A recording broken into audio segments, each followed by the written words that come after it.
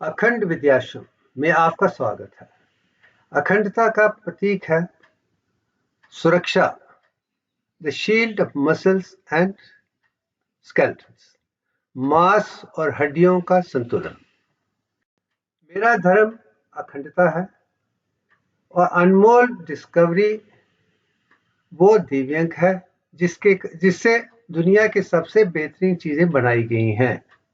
अगर हमें कुदरत की असलियत को जानना है, ब्रह्मांड को जानना है, पिंड को जानना है, सबको जानना है, इसलिए दिव्यांग के आधार पे ही हम अखंडता ढूंढ सकते हैं।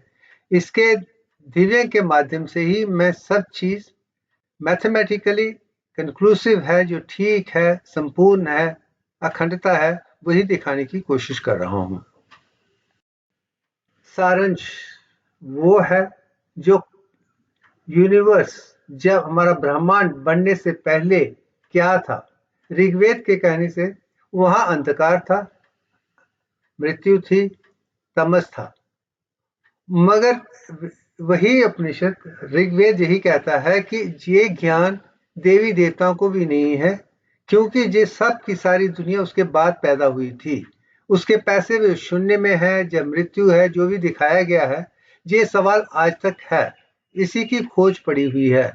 मगर मेरा मानना है कि मेरी आत्मा और परमात्मा ये कहते हैं कि ब्रह्मांड में बनने से पहले आइसोमर्स नियॉन 21 थे, और जब ब्रह्मांड बिग बैंग से बना था, ये आइसोमर्स ऑफ नियॉन 21 कोलाइड होने के बाद नियॉन 21 to 22 बन गए थे, जिससे रोशनी आ गई थी, प्रकाश मात्रा आ गया था, जिसमें पूरी दुनिया में रोशनी हो गई। फिर उस रोशनी से आकाश भूत बना था, फिर पंचभूतों से आकर दुनिया में जो भी चीज पाई है वहीं से निकली हुई हैं, उससे ही सस्टेन है। अब वो चीजें ही पीरियाडिक टेबल जो आप नीचे देख सकते हैं उसमें नजर आती हैं। और मेरा मानना है कि जो भी पीरियाडिक टेबल आज हम जानते हैं केमिस्ट्री के बारे में, इसमें जिस्म के अंदर क्या है, भूमि में क्या है, सृष्टि में क्या है, ब्रह्मांड में क्या है, महाब्रह्मांड में क्या है, सारी चीजों का वर्णन साइंटिफिकली मैथमेटिकली है। मगर इसकी सबसे बड़ी खूबी क्या है कि इसमें 7 पीरियड्स है, ना 6 ना 8। और ये भी सनातन धर्म के ग्रंथ कहते हैं कि जो भी बड़ी चीज है वो अंदर में 7 हिस्सों में बनी हुई है। दिस इज जर्नल परसेप्शन, वो चीज से मैं बिल्कुल सहमत हूं। और जहां तक कि ग्रुप की बात आ जाती है तो वहां 18 ग्रुप ही हैं। ये खूबी मेरी आदि पराशक्ति में नजर आती है, जिसमें मैं 18 हाथ देखता हूं। अगर मुझे तो आदि पराशक्ति जिसमें 18 हाथ है, आर्गन ही नजर आता है कि उसमें 18 इलेक्ट्रॉन्स हैं।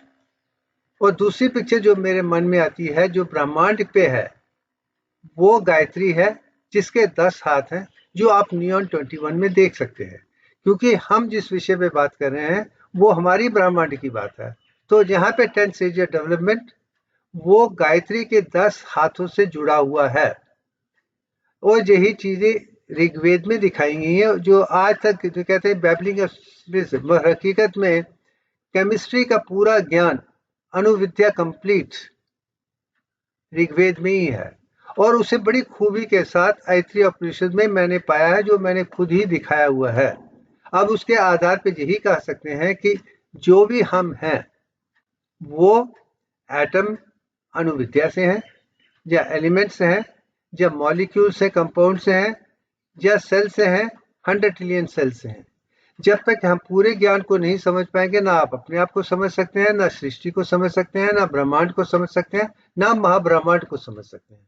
मेरा आज भी यही मानना है, अज्ञान ज्ञान, विज्ञान प्रज्ञान टू अखंडता, सबको जानना है तो आपको मैथमेटिक्स को ही बेस बनाना पड़ेगा, इम्पेकेबल विजडम को ही बेस बनाना पड़ेगा, फिर जाके आप पूरी सृष्टि को समझ सकते हैं। यही मेरी कोशिश है, क्योंकि हमने समझा नहीं, इसलिए स्कूल, कॉलेज, यूनिवर्सिटी में, पूरी दुनिया में जो भी ज्ञान हम स्टूडेंट को देते हैं, विद्यार्थियों को देते हैं, जितने भी टीचर्स हैं, हमारे शिक्षक हैं, गुरुज हैं, उन्होंने जो भी ज्ञान दिया हुआ वो टूटा है, अधूरा है। वहां पे दिव्य अंक के आधार पे हम अखंडता को दुनिया के सामने पेश कर सके हैं। यही मेरी कोशिश है। मैं चाहता हूं कि हर बच्चा एक ही किस्म की किताब पढ़े जिसमें किसी किस्म की कोई कमजोरी ना हो। यही चीज मैं दिखाने की कोशिश कर रहा हूं। अब उस एंगल से देखते हैं कि जो ब्रह्मांड में रोशनी बनी थी, प्रकाश मात्रता, ब्रिलियंट एफिशिएंसी, जो गायत्री है, वो पंचभूतों में थी। चाहे वो भूमि है, पृथ्वी भूमा है जिसका स्क्वायर सिंबल है, उसकी मात्रा 38.1966% है। ये अर्थ है, ये सॉलिड्स हैं। और दूसरा जो एलिमेंट है जो डायनेमिक चीज लाता है वो पानी है, जल है, अपा है। और उसकी रेशो 61.8034 है और उसकी शक्ल क्रिसेंट है। ये दो चीजें ही साइंस जानने की कोशिश करती है, उसके छोटे मोटे चीजों को जानने की कोशिश करते हैं। मगर जहां तक कि अग्नि है, जो इन दोनों को जब डायनेमिक फॉर्म में आ जाता है, टेम्परेचर बढ़ना शुरू होती है तो वो एक्सपैंड होना शुरू हो जाता है। तो अग्नि ही मिडल है, इंटरवेनिंग स्टेज है, उसका सिंबल ट्रायंगल है। मगर जब और गर्मी बढ़ती है तो वो वायु बन जाती है, उसका शक्ल हेक्सागन है। वो 360 डिग्री में आके पूरी सृष्टि में निर्माण हो जाता है। जब एसेंस की बात आती है तो वो प्लाज्मेटिक स्टेट ऑफ मैटर है। जब हम किसी भी पदार्थ को 1600 डिग्री सेंटीग्रेड तक ले जाएं, कंडीशन को वैसे बनाएं, उसमें सिर्फ एनर्जी ही एनर्जी नजर आएगी। किस पदार्थ क्या है कुछ नहीं कह सकते, क्योंकि सारे पदार्थ एक ही जैसे हैं। वहां पे सब जाके एक ही बन जाता है। ये एक्सपेरिमेंट भी हमें दिखा सकता है कि सृष्टि बनने से क्या हुआ था, क्या बन रहा है और हम कहाँ जा रहे हैं। तो बीच का जो मात्र है वो अग्नि है। शायद इसलिए ही ऋग्वेद में अग्नि की का वर्णन बाकी सब चीजों से ज्यादा है, क्योंकि जो अग्नि को जानता है वो पृथ्वी और अपा को भी जान सकता है, वो वायु और क्विंटेसेंट को भी जान सकता है, क्योंकि ब्रिज यही है, यही अमृत सेतु है। यही मेरी समझाने की कोशिश है। अब हम जब बात करते हैं, हमें अगर बाहर की दुनिया अपने आप से देखनी है तो हमें पंचभूतों का होना जरूरी है। जो अन्नमय कोश है, उसके बाहर जो प्राणमय कोश है, उसके बाद जो मनमय कोश है, फिर विज्ञानमय कोश है, आनंदमय कोश है। ये साइंस के जो रोशनी के जो जानने के अलग तरीके हैं, चाहे वो डेटा हो, इंफॉर्मेशन हो, नॉलेज हो, साइंस हो, विज्ञान हो, इम्पेकेबल विजडम हो, संपूर्ण जब चल जाएगा तो फिर भी हम सच्चित आनंद का अनुभव कर सकते हैं। ये चीजें इस पिक्चर में नजर आती हैं। जब हम तैतरीय उपनिषद के पास आते हैं तो ये पूरी संख्या उल्टी हो जाती है। जो बाहर का हिस्सा है वो अन्नमय है, उसके अंदर प्राणमय है जिसमें इमोशंस है, उसके अंदर मन है, सोचने की शक्ति है, उसके अंदर विज्ञानमय कोश है जो साइंटिफिक एवेल्युएशन कर सकता है। उसके बाद जाके ही हमें ब्लिसफुल स्टेज मिलती है संपूर्ण ज्ञान के साथ। उसके अंदर ही एक गुहेम है, एक केव है जिसके बीच में अंतरात्मा रहती है। मैं गुहेम को central canal of the spinal cord से जोड़ सकता हूं और वेंट्रिकल के जोड़ सकता हूं। उसके अंदर जब आत्मा चली जाएगी ब्रह्म नाड़ी के माध्यम से और ब्रह्म हो जाएगी तो हम पूरी अपने आप को समझ पाएंगे और कुदरत को भी समझ पाएंगे। यही तंत्र विद्या का ज्ञान है, यही सबसे बड़ी खूबसूरत विज्ञान है, प्रज्ञान है, अखंडता है। अब ये बच्चा कैसे पैदा होता है, ये फर्टिलाइजेशन मैंने बता चुका हूं। स्पर्म हो या ओवम हो, जो दोनों मिल जाते हैं और मिलने के बाद वो उसकी जाइगोट बनने के बाद फिर उसकी डिवीजन होना शुरू हो जाती है, डाइकोटमस होती है। 1 2 4 8 16 32 ऐसे बढ़ते हैं। फिर ब्लास्टोसिस स्टेट में आकर वो कहीं ना कहीं एंडोमेट्रियम में 8 दिन में जुड़ जाती है। 8 दिन में जुड़ने के बाद उसको पहले ट्राइमेस्टर में, पहले 3 महीने में एक सारे वेंट्रिकल्स या डिविनिटीज या सोचने की क्षमता जो आयत्रीय परिषद में दिखाया गया वही दिखाया गया है। वो दूसरे ट्राइमेस्टर में उसकी शक्ल बढ़ना शुरू हो जाती है जिसे हम लेना चाहते हैं। तो पहले शुरू में हमें जाइगोट या एंडोमेट्रियम से ही मिलता है। उसके बाद मदर से प्लेसेंटा के माध्यम से हमारा खाना आना शुरू हो जाता है, जिसे हमने अपाना प्राणा से, जब खाने की बात आई तो अपाना प्राणा का मतलब ये है कि अम्बिलिकल कार्ड में ही बाहर भी जाता है और अंदर भी आता है, तो ये जो है वही पैदा होता है। और थर्ड ट्राइमेस्टर में वो संपूर्ण बन के उसकी डिलीवरी हो जाती है। सेकेंड ट्राइमेस्टर के बाद ही अंतरात्मा को अंदर आना चाहिए सर से, और उसमें पूरा संतुलन बन जाए तो वो मनुष्य मानव महान बन सकता है, अखंडता को जान सकता है। शायद मेरे नसीब में भी यही लिखा था कि 22 वीक्स में ही मेरी आत्मा मेरे जिस्म के अंदर आ गई थी पिछली मृत्यु के बाद। उसके बाद ये परफेक्शन आकर जेनेटिकली इम्प्रूव करके मुझे एक खूबसूरत तरीके से दुनिया के सामने पेश हुआ है, और मैं जानता हूं ये कुदरत में हर इंसान के साथ हो सकता है। अब आते हैं कि 3 जर्मिनल लेयर बनते हैं, वो ब्लास्टोसिस्ट के बनने के बाद उसकी शक्ल बनना शुरू होता है। 3 फॉर्म्स हो जाते हैं। एक एक्टोडर्म है जिसमें स्किन, चमड़ी और नर्वस सिस्टम और मानसिक स्थिति बनी हुई है। जो दूसरी मीसोडर्म है जिसमें मसल्स, मांस और बोन्स या हड्डियां बनी हुई हैं। और एंडोडर्म वो है जिसके इंटरनल ऑर्गन, जो जितने भी हमारे ऑर्गन्स हैं वो एंडोडर्म से बने हैं। जब तीनों चीजों से बना हुआ है, फिर हम मीसोडर्म की बात कर रहे हैं। अब मीसोडर्म के आधार पे, एक्टोडर्म के आधार पे और एंडोडर्म के आधार पे एक हम संपूर्ण इंसान बनता है। वो पिंडांड है, जीवात्मा है, वो ब्रह्मांड की तरह एक है। We are microcosmic. जिसने ये समझ लिया है, अगर मैं अपने आप को समझ सकता हूँ तो मुझे ब्रह्मांड को और महाब्रह्मांड को समझने में कोई तकलीफ नहीं थी, ना है ना होने वाली है, क्योंकि मैंने सबसे पहले अपने आप को समझा है, अपनी पूरी केमिस्ट्री को समझा है, अपनी बायोकेमिस्ट्री को समझा है, अपनी परफेक्ट एनाटॉमी को समझा है, परफेक्ट फिजियोलॉजी को समझा है, परफेक्ट बायोकेमिस्ट्री को समझा है, परफेक्ट साइकोलॉजी को समझा है। जब मैंने अपने 100 ट्रिलियन सेल्स को संपूर्ण तरीके से जाना है, तो ही मैं कुदरत को समझ सकता हूं। अधूरे ज्ञान से कुछ नहीं होता है। दुनिया इसलिए भटक रही है कि उसको संपूर्ण ज्ञान नहीं है। वो रिलेटिव वर्ल्ड दूसरे रिलेटिव वर्ल्ड से तू मैं ही होगी। जब अखंडता उभर के आएगी, एब्सोल्यूट विजडम आएगी, तो हम हर चीज को ठीक तरीके से समझ, क्योंकि कुदरत ने एक ही रूल को लिया है, उसी को हम तत्वमसी कहते हैं। वो दिव्यांग है। जब हम दिव्यांग को समझ पाएंगे, हर चीज को समझ पाएंगे, हमें कोई कंफ्यूजन नहीं होगा। यही चीज मैं समझाने की कोशिश कर रहा हूँ।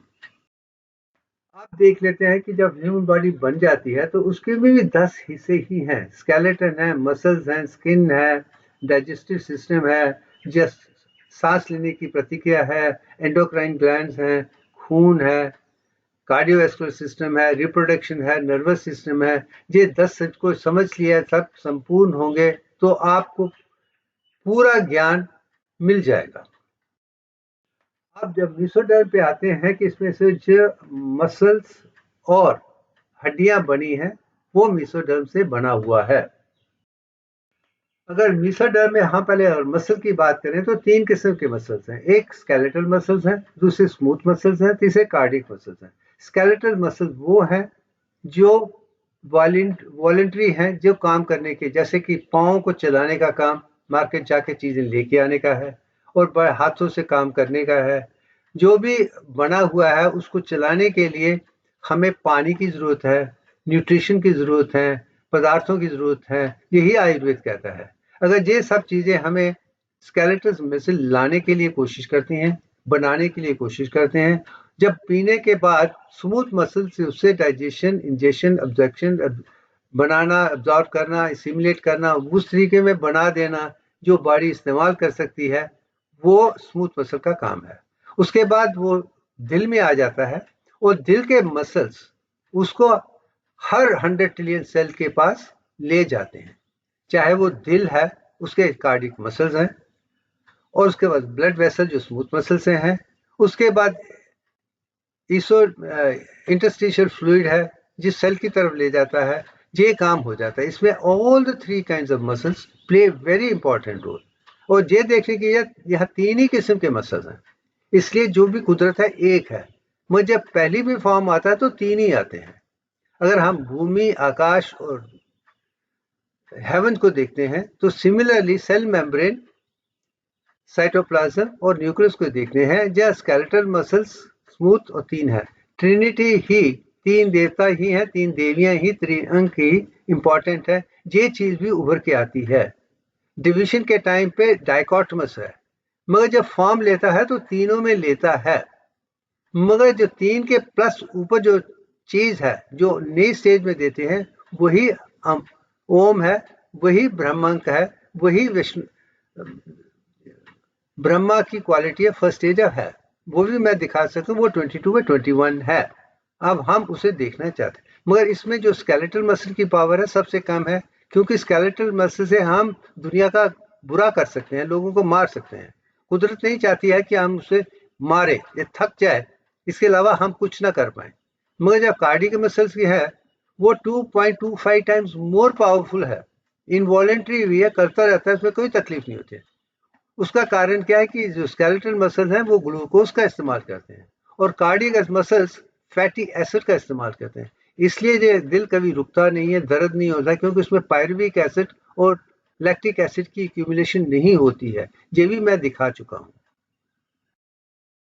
अगर हम ये पिक्चर मेरे जिस्म से है, ऊपर से लेकर नीचे मैं पूरा डालूं, 174 सेंटीमीटर मेरी बॉडी है। अगर 4 हिस्सों में डालें तो सर के ऊपर से दिल तक 25% है, 25% है, दिल से टेल बोन तक 25% है, टेल बोन से नी तक 25% है, नी से पांव तक 25%। ये एक तरफ मेरा पक्का ऐसा है। दूसरी तरफ पांव से लेकर नेवल तक 61.834% है और नेवल से हेड तक 38। मैं परफेक्ट मॉडल हूँ, इसमें कोई दो राय नहीं है। शायद इसलिए मैं इस चीज को समझकर समझा सकता हूँ, क्योंकि मैं ही एक उदाहरण हूँ। मेरे अपने अनुभव के आधार पर मैं कह रहा हूँ, मगर मेरा मानना है परफेक्ट है, ठीक है। अगर नहीं भी है तो कोई फर्क नहीं पड़ता, क्योंकि हम फिजियोलॉजी में, बायोकेमिस्ट्री में, साइकोलॉजी में दिव्यांग को ला सकते हैं, क्योंकि खाने पीने के लिए वो जरूरी है, ये स्ट्रक्चर है। मगर फंक्शन और साइकोलॉजी ज्यादा इंपॉर्टेंट है, वो कोई भी कर सकता है। हमारा जिस्म ठीक नहीं है, अच्छा नहीं है, उसमें गलतियां कोई है, तुम खूबसूरत नहीं हो, तुम काले हो, तुम ये हो वो हो। मैं समझता हूँ कि ये विचारधारा बिल्कुल गलत है। रंग में कुछ नहीं लिखा है। परफेक्शन होना अच्छा है, अगर नहीं है तो भी कोई फर्क नहीं है। अगर हम में काम करने की क्षमता है, समझने की क्षमता है, ज्ञान है, विज्ञान है, हम किसी चीज में भी खूबसूरत हैं। हम क्या हैं वो हम जानते हैं। हमें अपने विश्वास है कि हम दुनिया का सबसे बेहतरीन काम कर सकते हैं, तो बाकी बाहरी दुनिया का कोई लेना देना नहीं है। ये भी मैं दिखाने की कोशिश कर रहा हूँ, जिसका यही है, मैं परफेक्ट हूँ। मगर कोई ना भी हो तो कोई फर्क नहीं पड़ता है, हम सब एक बराबर हैं, क्योंकि अब में आत्मा एक जैसी है, परमात्मा एक जैसे है। जिस्म बदल सकता है, मगर हमारी सोचने की क्षमता जब अगर अंतरात्मा के साथ जुड़ी है, जब परमात्मा की जुड़ी है, तो हम आप में संपूर्ण भगवान बन सकते हैं। यही वेद और उपनिषद दिखाने की कोशिश कर रहे हैं। आप देखें तो सर की और हेड की है, उसमें 22 बोन्स हैं, जिसमें 21 फिक्स्ड हैं, एक खुली हुई है। जो खुली हो मैंडिबल है, वही खाने के लिए और चीजों को समझाने के लिए काम करती है, जहां पे हम ब्रह्मांक आसानी से देख सकते हैं। अगर चेस्ट के सीने की बात करते हैं तो उसमें 25 बोन्स हैं।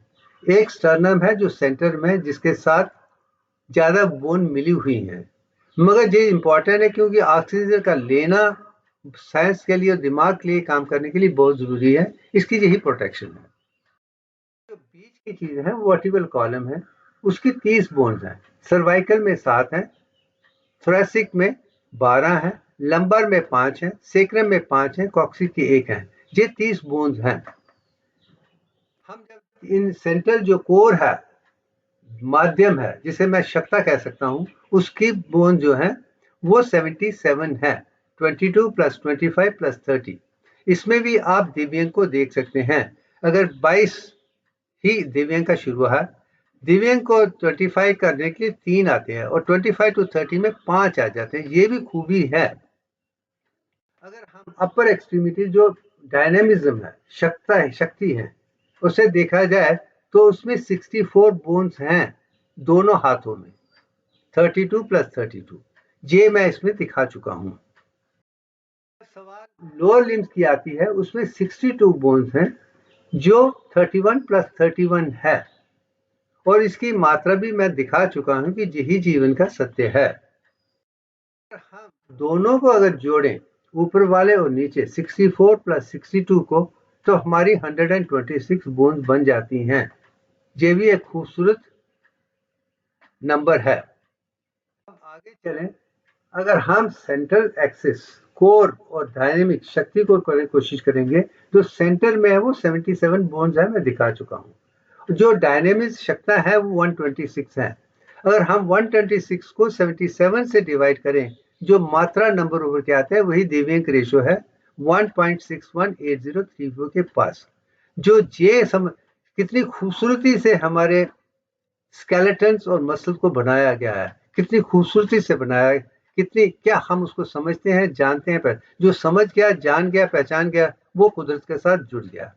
और मुझे खुशी है, बचपन से लेकर आज तक मैंने समझने की कोशिश की है, समझाते हुए मेरा रिकॉर्ड भी अच्छा हो गया है, और ये भी दुनिया को पहली बार दिखा सक रहा हूँ। और ये पूरे का पूरा ज्ञान आके मैंने इस सिंबल में डाल दिया है। इसमें भी आप 10 सिंबल ही देख सकते हैं, सारी सृष्टि इसी में ही है। और मुझे लगता है कि आज के दिन हिंदी में एक मनुष्य की पूरी खूबी, कुदरत के बनने से पहले, कुदरत यूनिवर्स बनने के बाद, उसके बाद हम तक आने रहते क्या हुआ है, मैंने इसमें बड़े साफ दिखा दिया है। जिसने इसे समझ लिएगा वो कुदरत को भी समझ लेगा, अपने आप को भी समझ लेगा, वो अपने में संपूर्ण बन जाएगा। वो ज्ञान मैं चाहता हूँ कि दुनिया को समझे। सारे वीडियो में दिव्यांक दिव्यांक दिव्यांक ही है, अखंडता अखंडता अखंडता ही है। हमें वही चाहिए, ताकि हम जितनी भी दुनिया की लड़ाई झगड़ा है वो अज्ञानता के कारण है। हमें अज्ञानता से ज्ञान, ज्ञान से विज्ञान, साइंस, साइंस से प्रज्ञान, इम्पेकेबल विजडम तक ले जाना है और दुनिया का कल्याण करना है। यही जीवन का सत्य है। Thank you very much. Thank you.